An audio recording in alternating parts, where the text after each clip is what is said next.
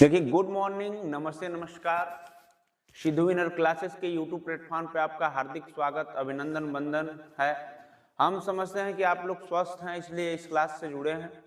देखिए, होता क्या है कि आज हम लोग हिस्ट्री लेकर आए हैं और हिस्ट्री को क्या करेंगे, इतिहास को, कि हम लोग पूरा शून्य से लेकर शिखर तक जाएंगे। ठीक है, हमारा इतिहास कितने भागों में बटा है, इतिहास का अर्थ क्या होता है, सब चीज़ों को बताया जाएगा। उससे पहले हम कुछ इम्पोर्टेंट इतिहास के फैक्ट आप लोगों से सुझाव चाहते हैं।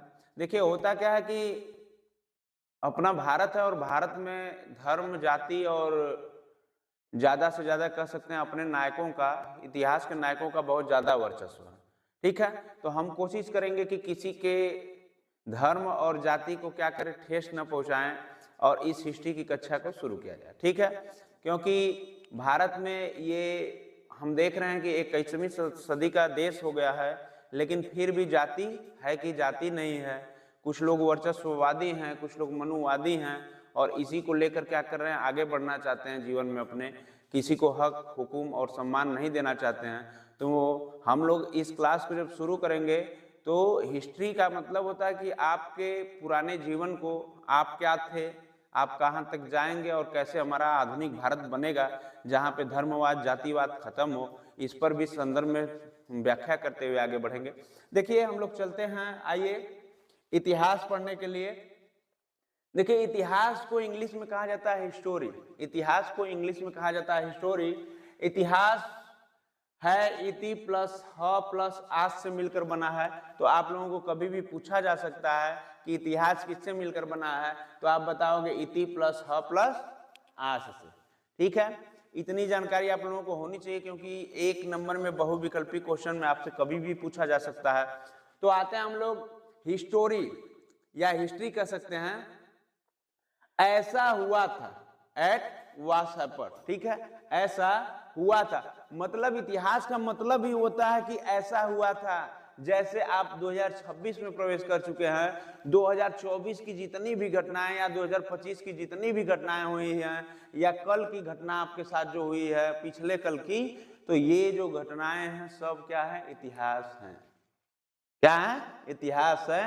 क्योंकि आपके दादाजी के पापा, उनके क्या हुए हैं, मरे हैं, उन्होंने क्या किया, ये सब क्या है, इतिहास बन गया। बात समझ रहे हैं, कितनी सरकारें आई, कितनी गई, कितने हमारे राजा बने, कितने महाराजा बने, किस तरह के कैंपस बनाए, किस तरह के स्कूल बनाए, कौन सी शिक्षा प्रणाली थी, कौन सी इमारतें थी, कैसी सड़कें थी, कैसे जमीन थी, कैसे कृषि व्यवस्थाएं थी भारत की या विश्व की। इस सब बातें क्या हो गई, हमारी पुरानी हो गई, इतिहास हो गई। बात समझ रहे हैं। अब आगे बढ़ेंगे हम लोग। देखिए, अब इतिहास के जनक की बात किया जाता है कि जैसे कहते हैं ना, आप भी कहते हैं कि हमारा कोई पिता है, उसका नाम है कि नहीं है। तो इसी तरह इतिहास को सर्वप्रथम जानने और समझने वाले या श्रेय देने वाले कह सकते हैं हेरोडोटस महाराज हैं। कौन है, हेरोडोटस, जो कि पुरानी घटनाओं को क्या किए, ये इतिहास का रूप दिए। किसका रूप, हिस्ट्री का रूप दिए, कि हमारा उसको क्या बोलेंगे हम लोग, इतिहास बोलेंगे। इसलिए हम लोग इतिहास के जनक पे जाते हैं। देखिए, जनक मीन्स पिता भी होता है, आप लोग जानते हैं, क्योंकि सीता माता के पिता का क्या नाम था, क्या नाम था, सीता माता के पिता का नाम बताइएगा आप लोग कमेंट बॉक्स में, गधों। इतिहास का विभाजन देखिए कितने भागों में किया गया। अब इतिहास को पढ़ाना है तो इसको विभाजित करके ही पढ़ाना है। इतिहास का विभाजन कैसे किया गया, इसको इंग्लिश में क्या कहते हैं, क्लासिफिकेशन ऑफ हिस्ट्री। तो देखिए, विभाजन 3 भागों में हुआ, पहला भाग, दूसरा भाग और ये तीसरा भाग। हम जब भी इतिहास की बात करते हैं, पढ़ते हैं, तो इनको 3 भागों में बांटकर पढ़ते हैं। सबसे पहला जो भाग होता है वो प्राचीन भारत होता है। कौन सा भारत, प्राचीन भारत। प्राचीन से तात्पर्य आप लोगों से है कि पुराना से, किससे है, पुराना से। उसके बाद इसको बोलते हैं एंशिएंट इंडिया। क्या बोलते हैं, एनिशिएंट इंडिया, जबकि यहाँ प्राचीन इतिहास भी लिख सकते थे, एनिशिएंट हिस्ट्री।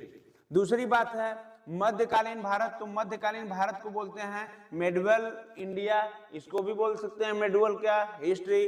तो मध्यकालीन भारत, प्राचीन भारत, पहला, दूसरा मध्यकालीन भारत, और तीसरा हम लोग जब बढ़ेंगे तो आधुनिक भारत की तरफ बढ़ेंगे। कहाँ पे, आधुनिक भारत की तरफ बढ़ेंगे, जिसको बोलते हैं इंग्लिश में मॉडर्न इंडिया या मॉडर्न हिस्ट्री।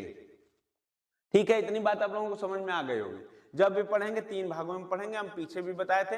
इस बार थोड़ा सा हमारा जानदार और शानदार तरीके से इतिहास का कह सकते हैं आगमन है। तो आप लोग निश्चित क्या करिए, इस वीडियो को देखते रहिए। आप लोग भविष्य की कोई भी परीक्षा होगी, अगर हिस्ट्री आएगा तो आप लोग डरेंगे नहीं। हम लोगों के साथ बड़ा अन्याय हुआ है, ठीक है। अगर हम यहाँ खड़े होकर कहते हैं कि हमारे साथ अन्याय हुआ है, तो लोग क्या कहेंगे कि अन्याय नहीं आपके साथ हुआ है, आप उसी लायक थे, ठीक है, आप उसी लायक थे इसलिए अन्याय हुआ है। लेकिन ऐसी बात नहीं है। वर्चस्ववादी लोग क्या करते हैं कि अन्याय करते रहते हैं, ठीक है। हमको टीचर अच्छे नहीं मिले, अगर मिले भी तो धार्मिक रूप से, जातिगत रूप से भेदभाव हुआ, कहीं ना कहीं प्रैक्टिकल मार्क जो थे हमारे कम थे, ये हिस्ट्री बताता है। तो इसलिए हिस्ट्री पढ़ना है, हम लोगों को जानना है हिस्ट्री के बारे में, ठीक है। हम आगे बढ़ते हैं।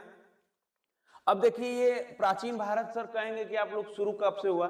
देखिए प्राचीन भारत जब शुरू हुआ तो ये अज्ञात है, क्या है, अज्ञात है। अज्ञात से 712 एडी, 712 एडी मैं आप लोगों को बताऊंगा एडी क्या है, ठीक है, क्योंकि बच्चे इसी में कंफ्यूज होते हैं, तो हम कंफ्यूजन को दूर करते चलेंगे। अब बात आती है कि मध्यकालीन भारत कब से कब शुरू हुआ। तो मध्यकालीन भारत शुरू हुआ 712 एडी से 1700 एडी तक, ठीक है। यहाँ जानते हैं 1707 में कौन आया था, 1707 में औरंगजेब आया था। कौन आया था, औरंगजेब मध्यकालीन भारत में आया था, जिसने भारत के टुकड़ों किया, भारत के मंदिरों को बर्बाद किया, बहुत कुछ किया। बात समझ में आ रही है, इनको हम पढ़ाएंगे। अब आगे बढ़ते हैं। आधुनिक भारत मतलब मॉडर्न भारत, अगर हम लोग 1707 से चलेंगे और 1947 में देश को क्या करेंगे, आजाद करा देंगे, तो 1707 से एडी से 1947 तक का भारत आधुनिक भारत कहलाता है, आधुनिक भारत कहलाता है। 1947 के बाद भी हम पढ़ाएंगे, ठीक है। लेकिन आप हिस्ट्री पढ़ रहे हैं तो आप हिस्ट्री पढ़ ले, इतना 3 भाग में बटा है उसको पढ़ लीजिए। फिर आज़ादी के बाद का समय तो बस लगता है हमको आज़ादी मिली है, ये दौर देखकर, इस समय वर्तमान का दौर देखकर ऐसा नहीं लगता है कोई आजाद है, ठीक है। फिर भी हम लोग कोशिश करते हैं। देखिए बीसी का मतलब क्या होता है, कुछ लोग समझते हैं कि ईसा पूर्व क्या होता है, तो इस चीज को, आज कंफ्यूजन को क्या करिए बेटा, दूर कर लीजिए। देखिए बीसी क्या होता है, बिफोर क्राइस्ट, क्या होता है, इसको बोलते हैं बिफोर क्राइस्ट। आप लोग इसको क्या करिए, एकदम जुबान पे रट लीजिए, बिफोर क्राइस्ट, या बीसीई होता है before common era, before common era उसको बोला जाता है हिंदी में ईसा पूर्व, ठीक है। तो आप लोगों को समझ में आ गया होगा बात कि ईसा पूर्व क्यों कहा जाता है, क्योंकि एक ईसा मसीह थे, उनको जीरो माना जाता है। क्या माना जाता है, जीरो। जीरो के पहले का समय बीसी या बीसीई, समझ गए, ईसा पूर्व बोला जाता है। कोई आपसे पूछेगा कि ईसा पूर्व क्या होता है, तो आप बताइएगा ईसा मसीह के पूर्व के समय को क्या कहते हैं, ईसा पूर्व। क्या कहते हैं, ईसा पूर्व, BC बात समझ रहे हैं। और इसको क्या करिए कि इसके कह सकते हैं कि इसको याद रखिएगा, क्योंकि एग्जाम में कभी कभी पूछता है फुल फॉर्म, ठीक है। अब आगे बढ़ते हैं। ईस्वी क्या होता है सर जी, तो ईस्वी को देखो एडी कहते हैं। क्या कहते हैं, एडी। इसका मतलब होता है एनो डोमिन, क्या होता है, एनो डोमिन, और इसको या सीई भी बोलते हैं। तो सीई का मतलब होता है कॉमन एरा, जो कि ईसा मसीह के जन्म के बाद का समय को क्या कहते हैं, एडी या सीई, इसको ही बोलते हैं ईस्वी, ठीक है। तो आप लोगों को मैं क्या करूंगा कि सबसे पहले मैं पढ़ाऊंगा क्या, प्राचीन भारत के बारे में पढ़ाऊंगा, जो कि आपके एग्जाम से रिलेटेड होंगे, और आपके थोड़ा सा बुक में कम पॉइंट देता है, रटने वाला पॉइंट। तो हम लोग, क्योंकि अब जमाना हो रहा नहीं, अब कॉमन फैक्ट जो बुक में देता है बाहर से वो पूछता नहीं है, डीपली बढ़ा जाता है कोई भी एग्जाम हो, तो आप लोग उस एग्जाम के संदर्भ में क्या करेंगे, तैयारी कर रहे हैं, ठीक है। इसको नोट कीजिए।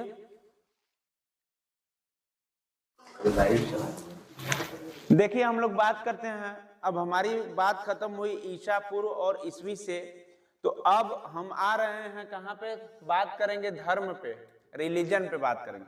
देखिए इसको अच्छे से आप लोग समझिए, धर्म हमारे पूरे विश्व का एक खतरनाक बीमारी है, ठीक है। जैसे आप कह सकते हैं कि सर पूरे विश्व में कितने धर्म हैं, तो देखिए पूरे विश्व में जो धर्मों की संख्या है 45, 100 4500 संप्रदाय हैं हमारे पूरे विश्व में। धर्म को मानने वाले लोग कितने हैं? 4500 धर्म हैं। अब बात होती है कि देखिए 4 धर्म मुख्य है जो कि विश्व की कह सकते हैं कि 75% आबादी क्या करती है? उसी धर्म को फॉलो करती है। तो पहला देखिए पूरे विश्व में 4 धर्म कौन कौन से श्रेष्ठ हैं? पहला ईसाई है। पहला क्या है? दूसरा क्या है? मुस्लिम है। दूसरा क्या है? मुस्लिम। और तीसरा है हिंदू। तीसरा क्या है? हिंदू। और चौथा है बौद्ध। चौथा है बौद्ध। देखिए बात को समझिए आप लोग, आपसे कभी भी एग्जाम में पूछा जाए कि सबसे अधिक आबादी किस धर्म की या ईसाई धर्म को सबसे ज्यादा मान्यता मिलती है, कितने परसेंट? 31%। इसको भूलिएगा मत। और बोलते हैं इसको इंग्लिश में क्रिश्चियन। और इसकी जो सर्वश्रेष्ठ बुक होती है, एक ही बुक को मानते हैं सब, इसीलिए आगे हैं। ये केवल बाइबिल को फॉलो करते हैं। केवल किसको फॉलो करते हैं? बाइबिल को। मुस्लिम की आबादी सेकेंड नंबर पे आती है। 23% लोग मुस्लिम मतलब मुस्लिम धर्म को मानने वाले हैं। इसको इंग्लिश में मुस्लिम कहा जाता है। और इनकी जो फेवरेट ग्रंथ है जिसको मानते हैं वो है कुरान। कुरान में आज भी कुछ खामियां हैं, जैसे कि महिलाओं को कह सकते हैं कि उनकी मस्जिदों में जाने का अधिकार नहीं प्राप्त है।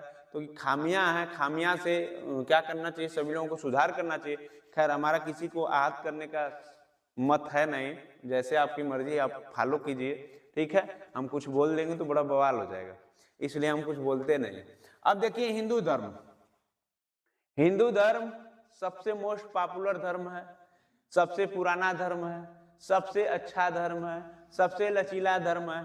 फिर भी इसकी आबादी लोगों की धीरे धीरे 15% है, क्योंकि ये बड़ा उदारवादी होते हैं, बड़ा सरल होते हैं, बड़े अपने जीवन को क्या करते हैं? सरल तरीके से चलाना चाहते हैं, इसलिए इनकी आबादी दिनों प्रतिदिन घटती जा रही है।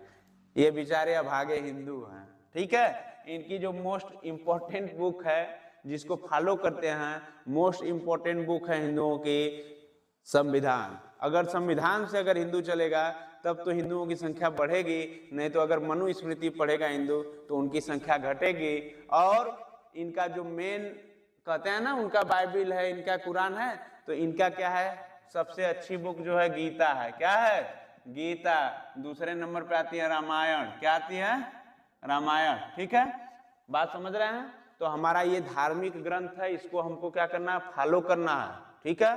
और जो देश है, जो सिस्टम है, ये संविधान है, संविधान से ही आगे बढ़ सकते हैं हम, आप लोग जोड़ सकते हैं।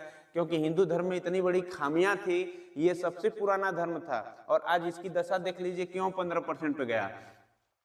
समझ रहे हैं ना? क्योंकि हम लोग बटे हैं, विभिन्न जातियों में बटे हैं, विभिन्न धर्म को इसमें धार्मिक लोग, वर्चस्ववादी लोग क्या किए हैं? इसको खंडन कर दिए हैं।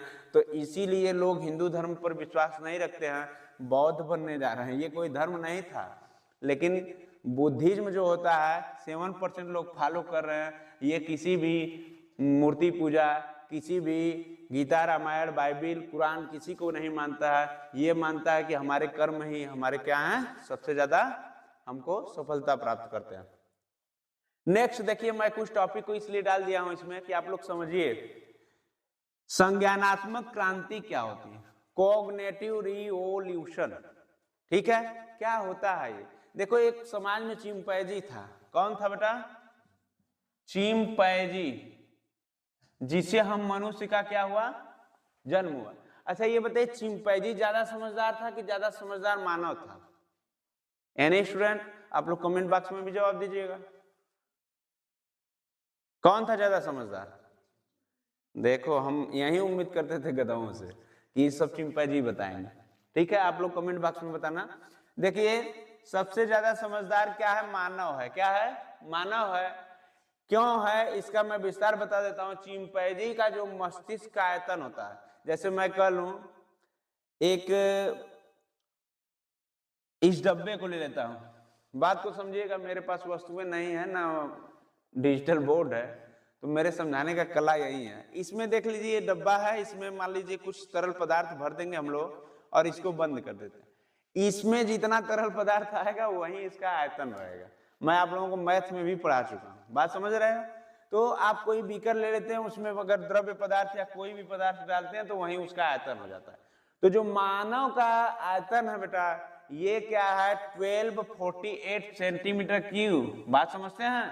और महिला बिचारी, मानव में भी तो पुरुष महिला है, तो महिला का जो क्या होता है दिमाग, मस्तिष्क, ये पुरुषों से कम होता है, 1170 सेंटीमीटर क्यूब। लेकिन हम यहाँ पे ये कहेंगे कि ऐसी कोई बात नहीं है कि महिला पीछे हैं पुरुषों से या उनको कम दिमाग होता है, बस एक जैसे क्षमता होती है रीस्टोर करने की, वो क्षमता की बात करती है। ये लोग क्या होती हैं कि अपनी क्षमता को कहीं और प्रदर्शित करती हैं, एक दूसरे की शिकायतें करने में, ठीक है।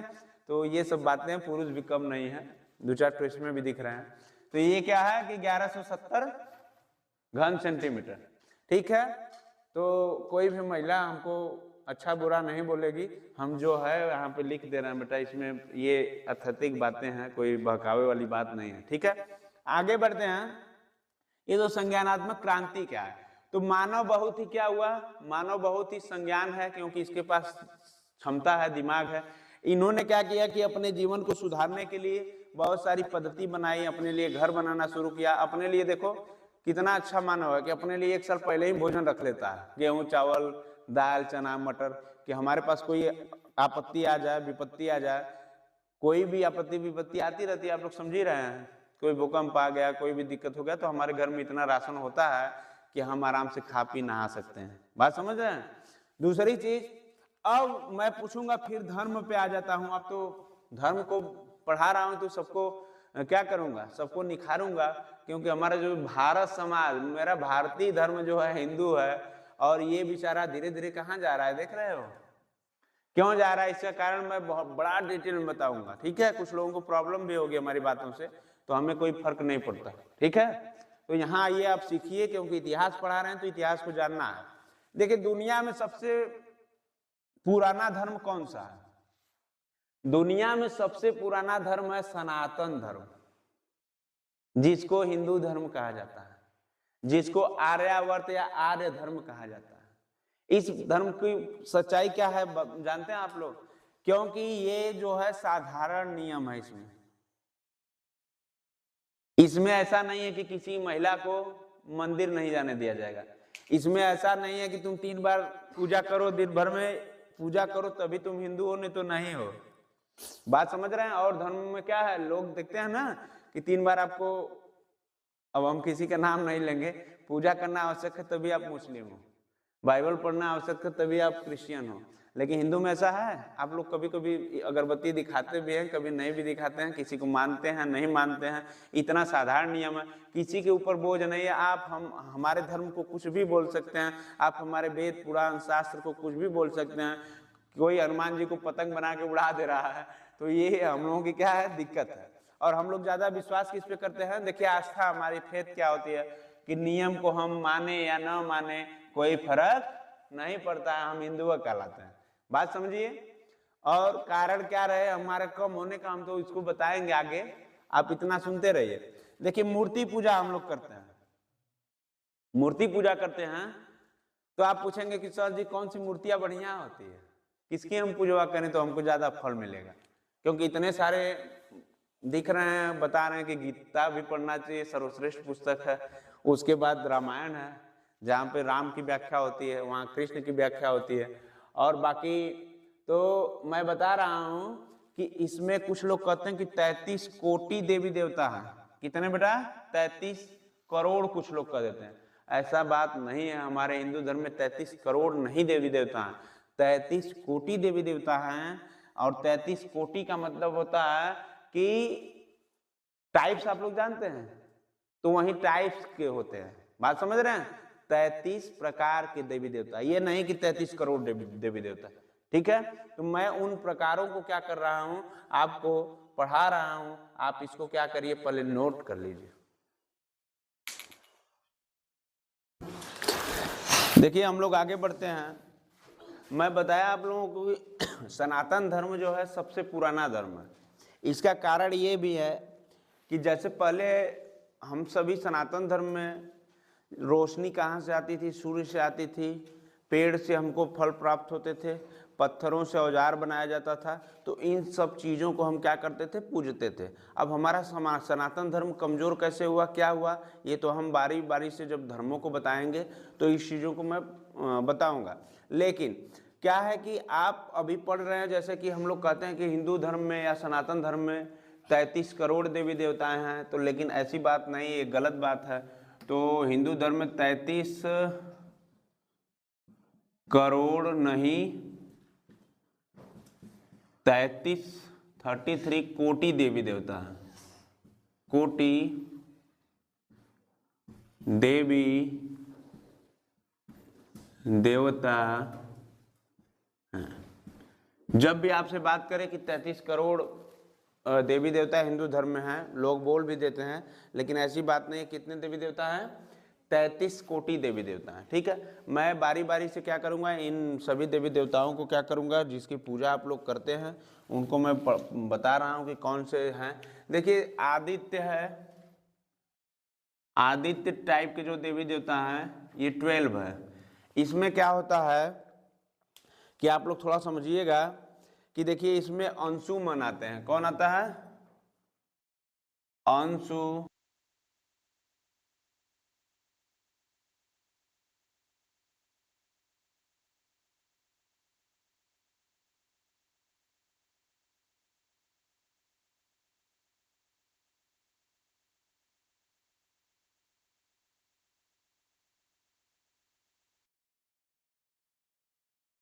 तीसरा है इंद्र, तीसरा इंद्र है, और चौथा है, तीसरा क्या है, इंद्र है, और चौथा जो है देवी देवता त्ष्टा, त्ष्टा, त्ष्टा।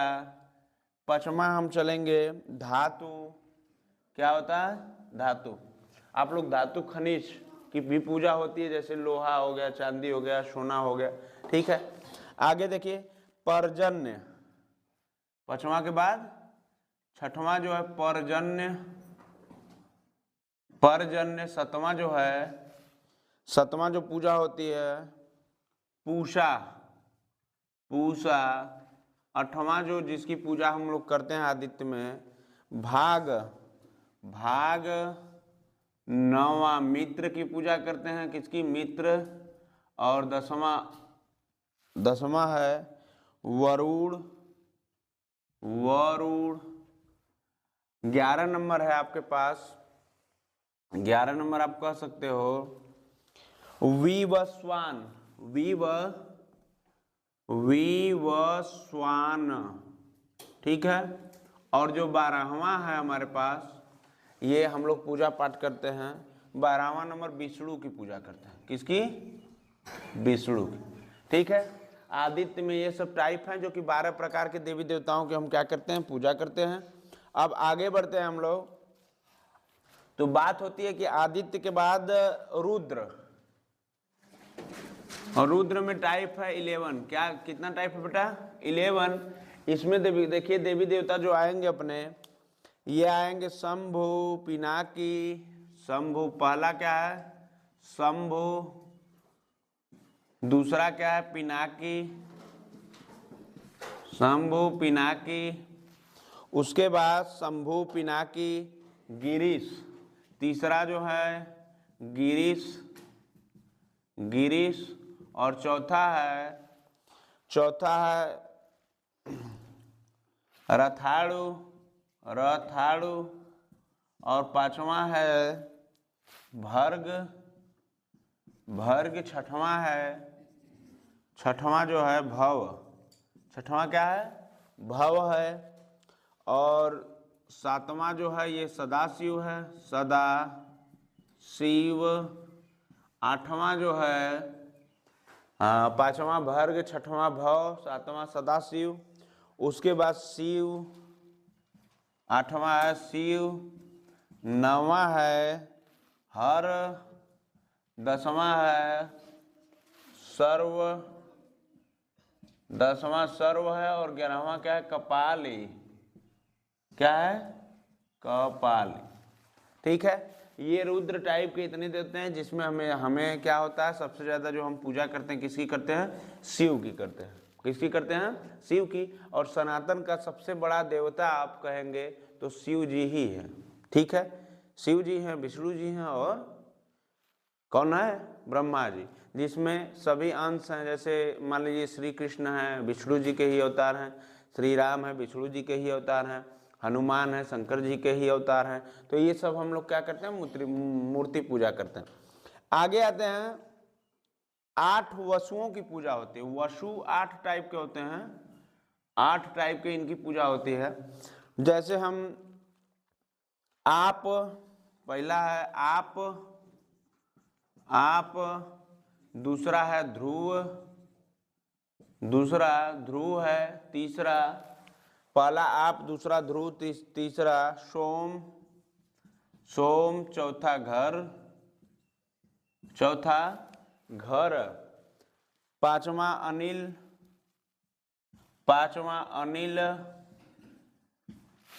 छठवां अनल, उसके बाद क्या होगा? प्रत्यूष और प्रभाव, सातवां प्रत्यूष,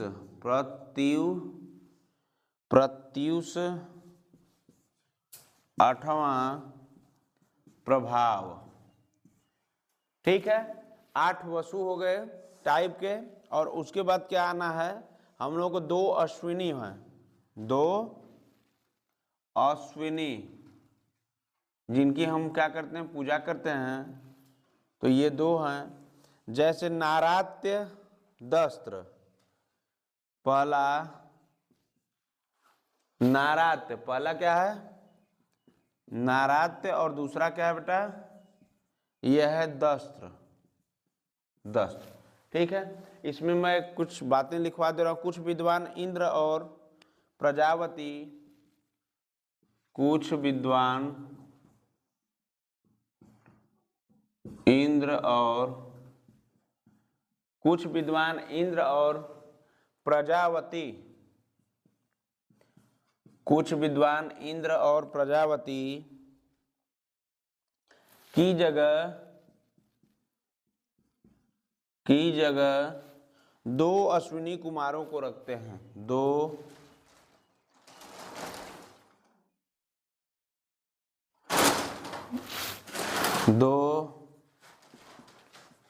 अश्विनी कुमारों को रखते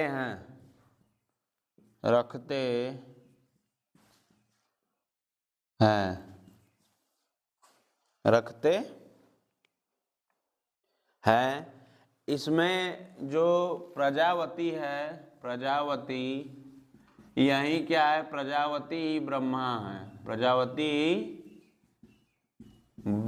है, ठीक है। इसको नोट कर लीजिए। अब देखिए कुल हम बना रहे हैं। कुल देखिए कैसे बन रहा है? 33 कोटि। तो देखिए यहाँ पे कोटि देवी देवता कैसे हो गए? 33। देखिए आदित्य में कितना है? 12, फिर रुद्र 11, वसु 8 और अश्विनी 2। तो इसको जोड़िए, 8 2 10, 10 11 21, 21 12 33। तो 33 कोटि देवी देवता क्या है? हिंदू धर्म में है। आप इसको क्या करिए, जिसकी हम पूजा करते हैं, आप लोग नोट कर लीजिए।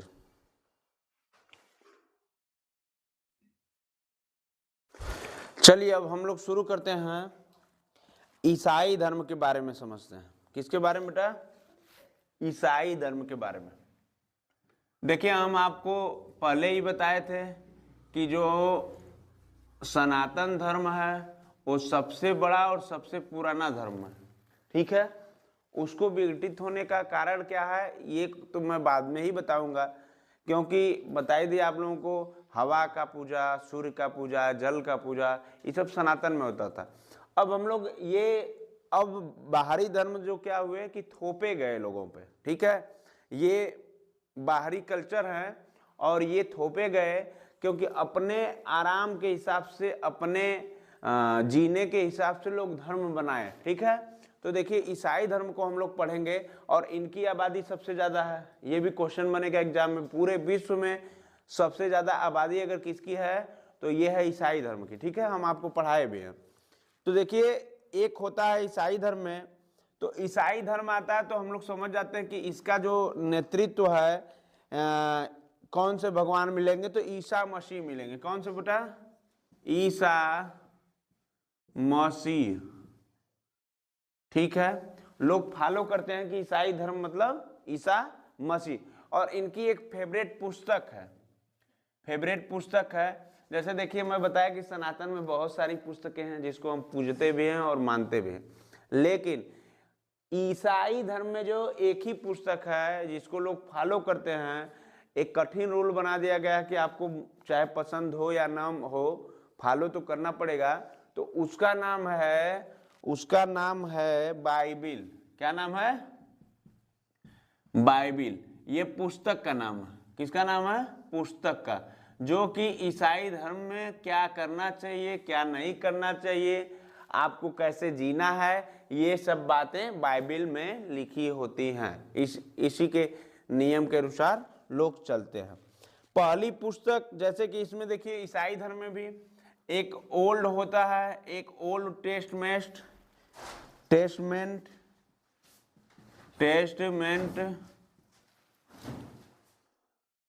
और एक होता है न्यू टेस्टमेंट। तो देखिए ऐसा है कि एक ही बुक है, लेकिन इस बुक में भी क्या किया जाता है कि टाइम टाइम पे सुधार किया जाता है। जैसे अगर कोई कानून बना है या कोई कुछ गलतियां पहले से हुई हैं, तो उसमें समय के हिसाब से क्या किया जाता है, चेंज किया जाता है। तो पहले पुराना वाला था और जो चेंज किया जाएगा फिर नया वाला है। जैसे हमारे रामायण और गीता में भी कुछ खामियां हैं, तो समय समय के हिसाब से क्या किया जाता है, तो सोचा जाता है उसके बारे में। आगे देखिए, अब हम क्या करेंगे, पहली पुस्तक निश्चित नियम बनाए। जो इसमें पहली पुस्तक थी, पहली पुस्तक ईसाई धर्म की पहली पुस्तक, इसमें क्या था, निश्चित नियम था। निश्चित नियम का तात्पर्य होता है कि आपको करना ही करना है वो काम, ठीक है, उसी नियम से आप क्या करेंगे, फॉलो करेंगे, तो निश्चित नियम था। और क्या था, निश्चित नियम बनाए, इसको बोलते हैं was the first book that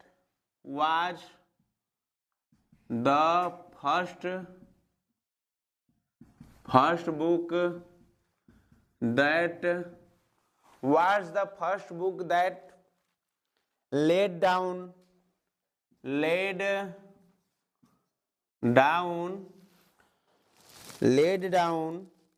search and rules of followers.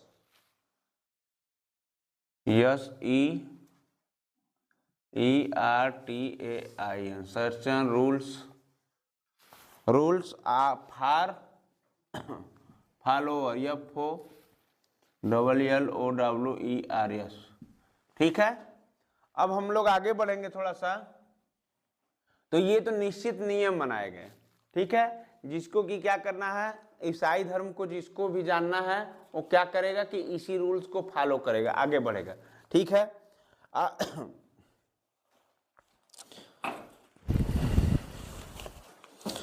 अब हम जब आप लोगों को ईसाई धर्म की स्पेशल क्लास लेंगे तो उसमें इस धर्म के बारे में पूरा क्या करेंगे, व्याख्या करेंगे। अब ईसाई, इसमें क्या कि हम थोड़ा थोड़ा कंटेंट को पकड़ रहे हैं, क्योंकि हमको सनातन धर्म भी विस्तृत तरीके से पढ़ाना है, उसके बाद ईसाई धर्म भी विस्तृत तरीके से पढ़ाना है।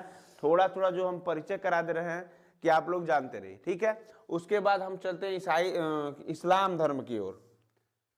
इस्लाम धर्म की ओर हम लोग बढ़ेंगे।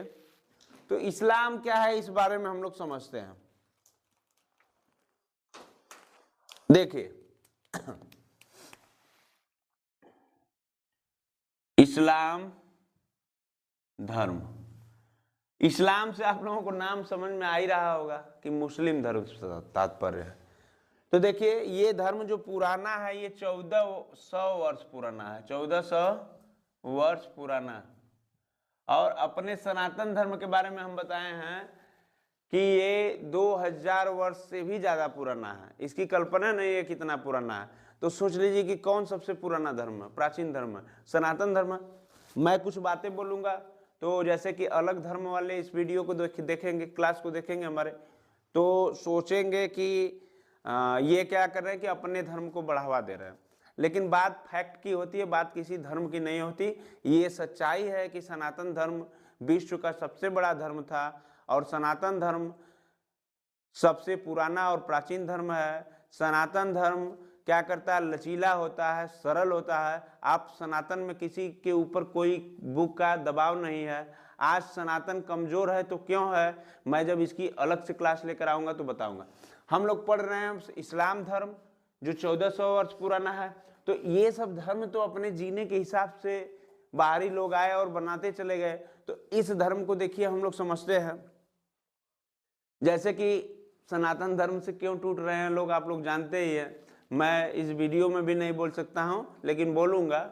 उसका कारण है कि सनातन कमजोर करने का ये कारण है कि कुछ मनुवादी सोच, कुछ सामंतवादी सोच, जो कि गरीब को गरीब रहना देने चाहते हैं और अमीर को क्या करते हैं, अमीर बनाना चाहते हैं। ठीक है, वो वर्चस्ववादी बन रहे हैं धीरे धीरे। इसलिए हमारा सनातन क्या हो रहा है, दिन प्रतिदिन कमजोर होता जा रहा है। लोगों में धार्मिक और जाति क्या हो रही है कि खाई बन रही है। ठीक है, अब हम लोग बात करते हैं इस्लाम धर्म की। तो इस्लाम धर्म के देखो पैगंबर कौन है, मोहम्मद। पैगंबर है मोहम्मद साहब। ठीक है, पैगंबर मोहम्मद साहब, पैगंबर मोहम्मद साहब। इनका जन्म जो होता है, इनका जन्म 570 एडी। अब मत पूछना कि एडी क्या है, मैं इसको बता चुका हूं, बार बार नहीं बताऊंगा। ठीक है, मक्का सऊदी अरब, मक्का सऊदी अरब में हुआ। तो कहोगे कि सर जी आप बता रहे हैं कि ये 1400 वर्ष पुराना है और 570 एडी भी बता रहे हैं, इसका कुछ मतलब समझ में नहीं आया। तो देखिए जो पैगंबर मोहम्मद साहब थे बेटा, ये लास्ट पैगंबर थे इस्लाम धर्म के। बात समझ रहे हैं?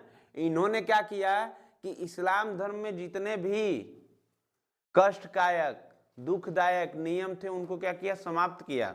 पूरी तरह नहीं समाप्त कर पाए, लेकिन बहुत सारे बदलाव किए। और इनको ही लोग क्या मानते हैं, पैगंबर मानते हैं। किसका? इस्लाम धर्म का। इनके आने से ही क्या हुआ, इस्लाम धर्म में ज्यादा लोग क्या करने लगे, विश्वास करने लगे और इस्लाम धर्म को क्या करने लगे, अपनाने लगे, क्योंकि इसका जो रूल है, नियम है, बहुत ही कठिन है। आगे देखते हैं, इनकी जो विशेष पुस्तक इस्लाम धर्म की होती है, विशेष पुस्तक जो इस्लाम धर्म की होती है, ये होती है कुरान। क्या होती है? कुरान। ठीक है, जो लोग पढ़ते हैं ये क्या पढ़ते हैं, इस्लाम धर्म में कुरान पढ़ते हैं। और कुरान बड़ा सख्त नियम है। ठीक है, इसको फॉलो करना पड़ेगा। अगर आप इस्लाम धर्म में रहते हैं तो इसको फॉलो करना पड़ेगा, लेकिन हमारे सनातन में कुछ ऐसा है नहीं। ठीक है, सनातन में लोग वर्चस्ववादी बनने के चक्कर में अपना सब खो दिए। ठीक है, आगे देखते हैं। अब ऐसा नहीं है, देखिए यहां पे ये कुरान है। अब मैं जब क्लास लूंगा इस्लाम धर्म की स्पेशली, तो इसके बारे में, इसके व्याख्या करूंगा, सब कुछ संदर्भ में पढ़ाऊंगा। तो आप लोग मानते हैं कि सर जी सब धर्मों में देवी देवता की पूजा होती है, किसी धर्म में असुर की पूजा नहीं होती है। तो ऐसा नहीं है। देखिए मैं बता रहा हूं, एक असीरिया जगह है, असीरिया, ध्यान से समझेंगे इसको। असीरिया में लोग असुर को पूजते थे। किसको पूजते थे? असुर को। ठीक है, ऐसा नहीं है केवल देवी देवता पूजाएंगे, असुर को पूजते थे। ठीक है, पूर्व की तरफ। अब असीरिया जो जगह है उसके नॉर्थ देखो ऊपर आएगा, पूर्व की तरफ देखो भारत आता है। असीरिया के पूर्व में क्या आता है? भारत। तो भारत में किसको पूजा जाता है? मूर्ति पूजन। मैं बताया मूर्ति पूजन किसकी होती है? देवी देवताओं की, देवी देवताओं की या तो कोई व्यक्ति होता है जो विशेष होता है, जिसको समझ होती है, नॉलेज होता है, वो कुछ समाज के लिए करके जाता है, उसको हम पूछते हैं। बात समझ में आ रही है? अब आगे बढ़ेंगे। अरब में कुछ लोग कहते हैं कि अरब में, अब अरब देशों के नाम कोई बता सकता है? तो चट्टो एनी स्टूडेंट? अगर नहीं कोई बता रहा है तो सीधी बात है कि आप कमेंट में बताइएगा। तो कमेंट में इसका जवाब दीजिएगा कि अरब कितने कितने कौन कौन से देश आते हैं अरब में। तो सबसे पहले एक बात आती है कि अरब जो देश है, इसमें अरब में तो आप कह सकते हैं कि सऊदी अरब आता है, सीधी बात है कि अरब से उसका भी तो है, निजाबिया, और भी कई देश होते हैं जो कि आप कमेंट बॉक्स में जवाब देंगे। तो अरब में क्या मूर्ति पूजा नहीं होती है? कुछ लोग मानते थे कि मूर्ति पूजा नहीं होती है, ऐसा नहीं है। अरब में भी क्या होता है? मूर्ति पूजा होती थी, मूर्ति पूजा होती थी। ठीक है, तो आप लोग क्या करिए, इसको धीरे धीरे समझते जाइए। और मैं विशेष रूप से इस्लाम धर्म हो या सनातन धर्म हो या इस्लाम धर्म हो, सब धर्मों को क्या करूंगा, ईसाई धर्म हो, सब धर्मों को मैं विशेष रूप से कंटेंट लेकर आऊंगा। आप लोग क्या करिए, परिचय पहले प्राप्त होते जाइए, लिखते जाइए। देखिए बात होती है कि अरब देश, तो जो अरब देश थे हमारे, अरब देश, अरब देशों में क्या होता है कि रेगिस्तान ज्यादा पाया जाता है। आप लोग जानते होंगे कि रेगिस्तान क्या होता है, रेगिस्तान ज्यादा मात्रा में पाया जाता है, वहां पे गर्मी भी बहुत ज्यादा होती है। हमारे यहाँ भारत में जैसे कह सकते हैं कि राजस्थान है, उसी तरह वहां पे राजस्थान का रेगिस्तान है, उसी तरह अरब में क्या होता है कि रेगिस्तान बहुत ज्यादा है। अब हम लोग आते हैं कि यहाँ कुछ उपजाऊ भूमि भी होती है, कुछ उपजाऊ भूमि, कुछ क्या होती है, उपजाऊ भूमि भी होती है। ठीक है, जहां पे हम क्या करते हैं, ये लोग करते थे क्या कि अनाज वनाज क्या करते थे, उपजाते थे खाने पीने के लिए। अब आगे जो होता है, यहाँ पे कबीले थे, मुख्य रूप से क्या पाए जाते थे, कबीले। तो अरब देश में मुख्य रूप से क्या पाए जाते हैं, मुख्यतः कबीले। ठीक है, नोट करते रहिए, कबीले पाए जाते थे। मुख्य रूप से क्या पाए जाते थे बेटा, कबीले पाए जाते थे। अरब देश है, रेगिस्तान है, कुछ वहां पे उपजाऊ भूमि भी है, और उसके बाद क्या होते हैं, मुख्य रूप से कबीले पाए जाते हैं। अब कबीले में क्या होता था कि कबीले में, प्रत्येक कबीले में एक देवता रहा करते थे। कौन से बेटा, देवता। और उनकी क्या किया जाता था कि प्राकृतिक वस्तुएं,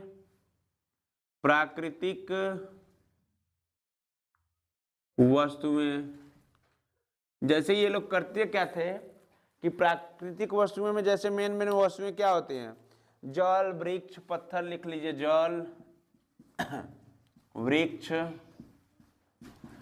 पत्थर।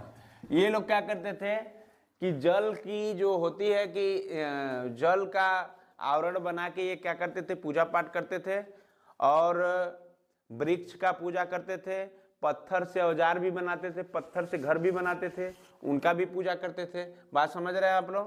तो ये वहाँ पे कबीलों में, अरब देशों में भी हमारी प्रकृति को, नेचुरल थिंग्स को क्या किया जाता था, पूजा जाता था। अब हम लोग आगे बढ़ेंगे, तो यहाँ पे जो था, अब देखो देवी देवता जो बढ़ रहे हैं, प्राकृतिक रूप से भी बढ़ रहे हैं, तो इनको क्या कहा जाता था, बहुदेववाद प्रथा। इस प्रथा को क्या कहा जाता था, बहुदेववाद प्रथा। बात समझ रहे हैं? क्यों? क्योंकि यहाँ पे नेचुरल चीजें जो थी उसको पूजा जाता था। ठीक है, अब बात आगे बढ़ती है। तो एक जगह था काबा, उसी में एक जगह था काबा। क्या जगह था, काबा, अरब देश के अंदर ही। देखिए काबा में क्या होता था कि यहाँ पे 360 मूर्तियां थी, 360 मूर्तियां थी जिसका देख रेख कुरैशी परिवार करता था। जिसका देख रेख क्या करता था? कुरैशी परिवार करता था। बात समझ में आ रही है आप लोगों को? तो ये काबा एक जगह है, यहाँ पे 360 मूर्तियां थी, उनकी देखरेख कौन करता था? कुरैशी परिवार। और कुरैशी परिवार के ही सदस्य कौन थे? पैगंबर। यहां पर ही पैगंबर का ही परिवार कौन था? कुरैशी परिवार, यहीं पे जन्म लिए थे। अब सोच लीजिए, थोड़ा सा बात समझ रहे हैं? तो काबा 360 मूर्तियां थी, कुरैशी परिवार इसका क्या करता था? पूजा पाठ संरक्षण करता था। और उसी परिवार में कौन जन्मा था? पैगंबर महोदय ने। बात समझ में आई आप लोगों को कि पैगंबर कौन थे?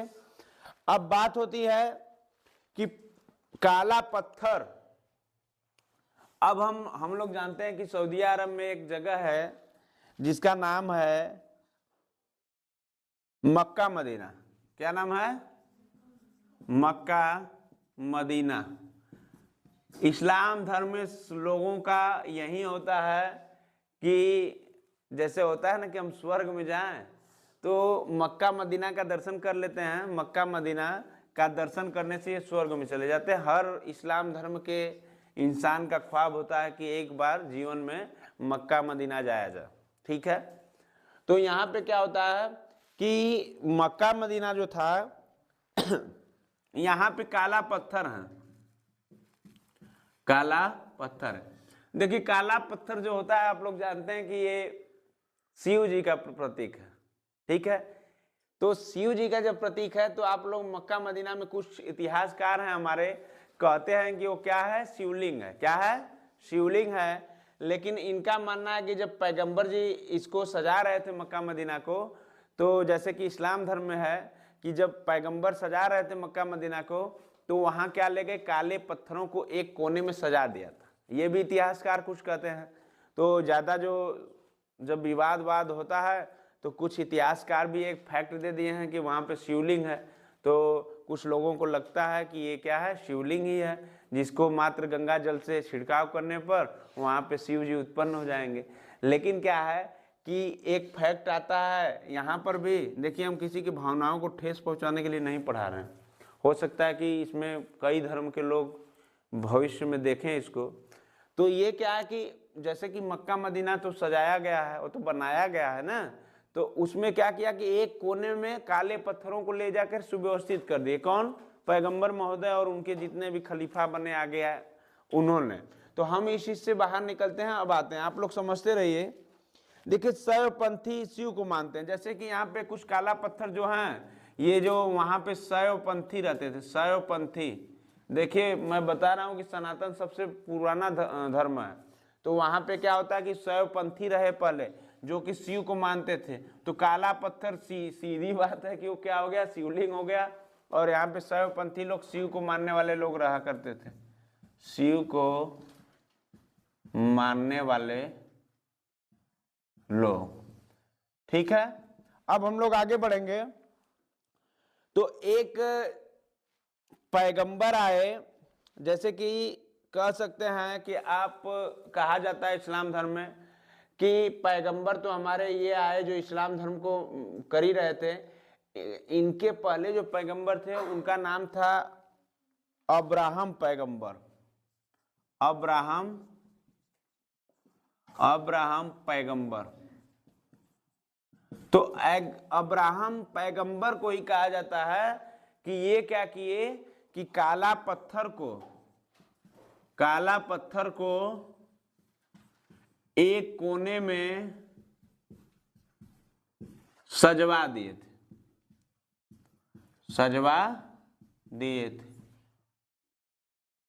मैं बताया कि और शैवपंथी लोग क्या करते थे? इसको शिवलिंग बताते थे। पत्थर को कोने में सजवा दिए थे। कुछ इतिहासकारों का ये मानना है। अब्राहम जी थे, उन्होंने क्या किया कि मक्का मदीना जब बनवा रहे थे तो क्या किए? वहां पे कुछ शिवलिंग को या कह सकते हैं काला पत्थर को क्या किए? सजवा दिए। अब बात आगे होती है कि इसका विरोध हुआ कहां पे? इसका विरोध हुआ मक्का में। इसका विरोध कहाँ पे हुआ बेटा? मक्का में। अब जब मक्का में विरोध होने लगा, शैवपंथी लोग सब लोग मिलकर विरोध करने लगे, तो ये पैगंबर भागते हैं कहाँ पे? मदीना में। पैगंबर कहाँ चलते हैं? पैगंबर भाग के जाते हैं। पैगंबर महोदय, पैगंबर महोदय कहाँ भाग के जाते हैं? मदीना भाग कर जाते हैं। अब इनका क्या हुआ? मक्का से क्या हुआ कि विरोध होने लगा। ऐसा आप लोग समझते हैं कि एक पक्ष जब नाराज होता है तो दूसरा पक्ष क्या होता है? खुश भी होता है, क्योंकि पैगंबर महोदय ने इस्लाम धर्म का प्रचार प्रसार बहुत ज्यादा कर दिया था। मैं इसको भी बता रहा हूं। तो ये क्या किए? ये चले गए बेचारे कहाँ पे? पैगंबर चले गए मक्का छोड़कर कहाँ? मदीना में। और मदीना में इनका क्या होता है कि भव्य वेलकम होता है। भव्य वेलकम को क्या करते हैं हिंदी में? स्वागत। भव्य स्वागत किया जाता है। भव्य स्वागत किया जाता है। ठीक है।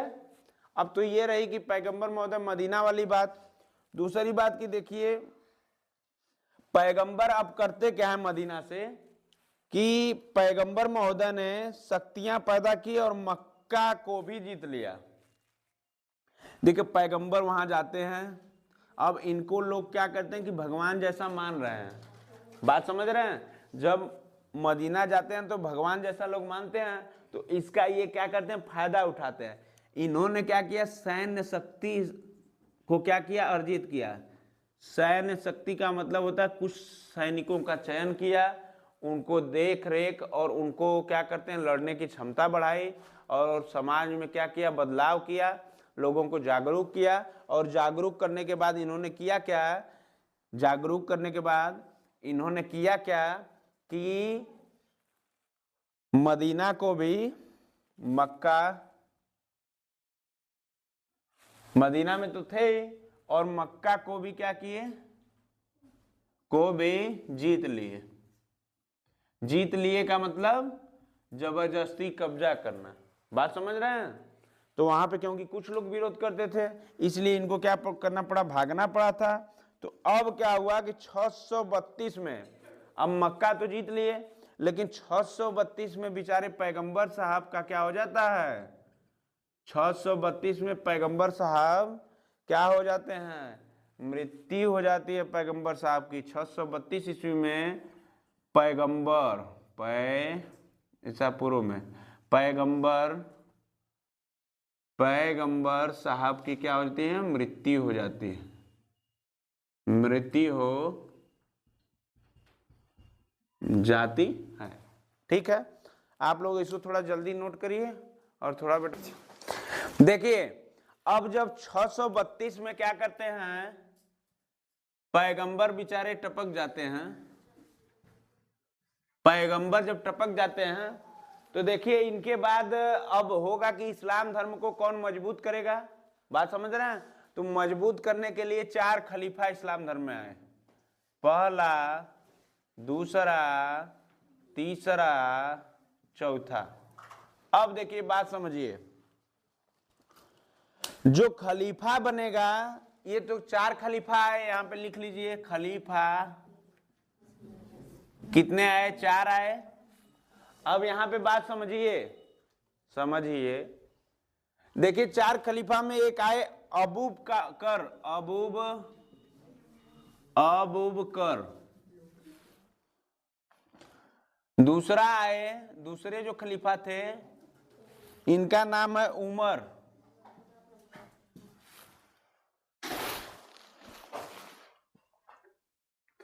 देखो ये 4 खलीफा बनते हैं पैगंबर की मृत्यु के बाद। एक अबूब कर होते हैं और एक उमर होते हैं, जो कि ये बनाए जाते हैं 634 में। और उसके बाद जो खलीफा हुआ ये उस्मान नाम है उसका, उस्मान। ये आते हैं कब? 644 में बनते हैं। और उसके बाद जो खलीफा आए इनका नाम है बेटा अली। क्या नाम है? अली।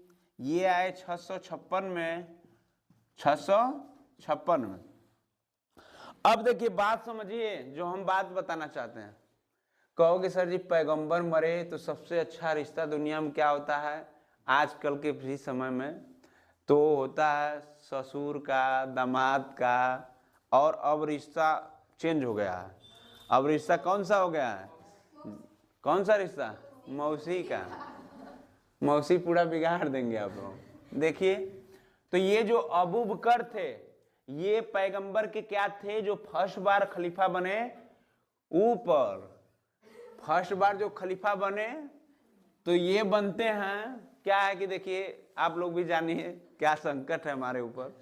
संकट ये है कि बिजली चली गई, और जब बिजली चली गई है तो बहुत सारी प्रॉब्लम है, आप लोग समझते हैं। लाइट से काम चलाना पड़ रहा है, तो ऊपर नीचे हो रहा है।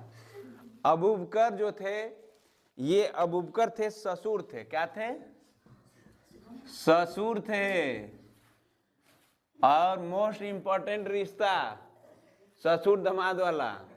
और ये जो थे लास्ट वाले अली जो बने, ये दामाद थे किसके? पैगंबर के। ये दामाद थे। और उमर जो थे, इन्होंने बड़ा नेक काम किया था। ये सीरिया को भी जीते थे, सीरिया को, मिस्र को। नाचने वाला सीरिया नहीं जी, ये जो सीरिया थे ये देश है, ठीक है। सीरिया जीते, मिस्र जीते, और ईरान जीते। और वहां पे क्या किए कि इस्लाम धर्म को मजबूत किए, या इस्लामिक लोगों को बना दिए। बात समझ रहे हैं? सोचो कि सनातनी जो लोग थे,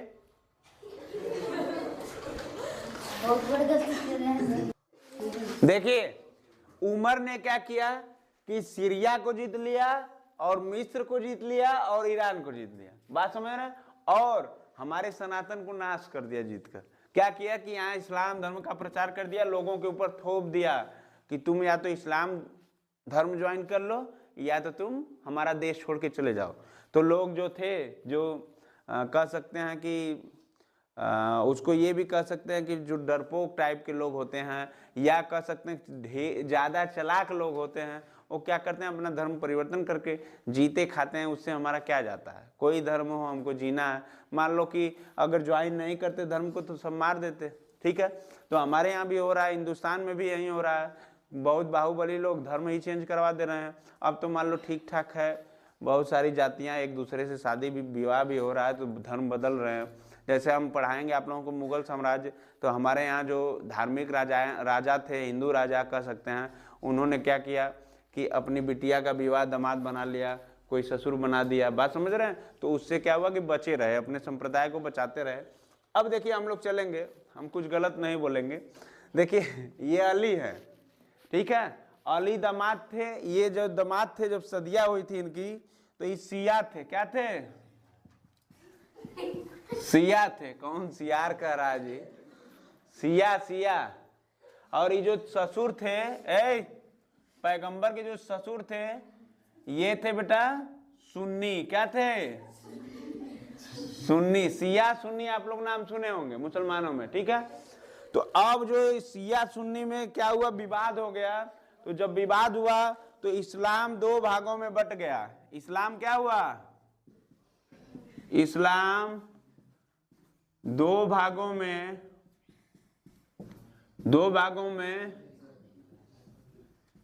बट गया। बात समझ रहे हैं?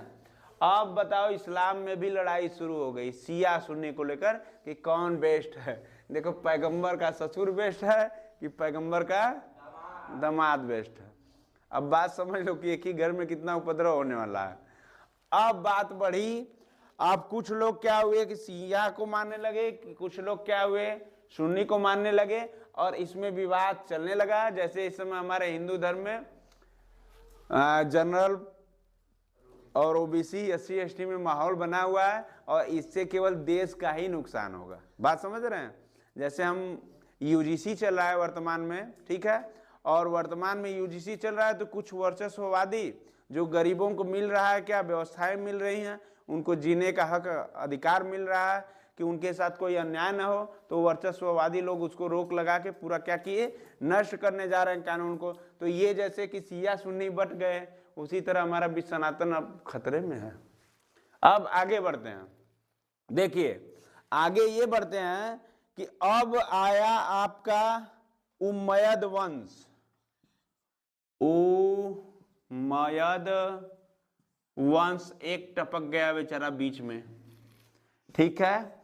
अब तो वंश ही न बढ़ेंगे, अब वंश बढ़ेंगे, खलीफा आएंगे बेचारे, इनकी रिश्तेदारी बढ़ेगी तो वंश बढ़ते जाएंगे। इतिहास यही कहता है, जोड़ते चलिए। देखिए जब वंश ये आया तो ये आया कब, तो पूछेगा आपसे 633 से 750 एडी तक ये चला, ठीक है। आपसे कोई भी पूछेगा क्वेश्चन कि उम्मयद वंश कब से कब चला, तो बताओगे 633 से 750 ईसा पूर्व तक।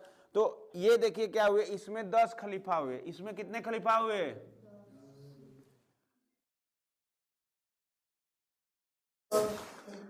इसमें 10 खलीफा हुए।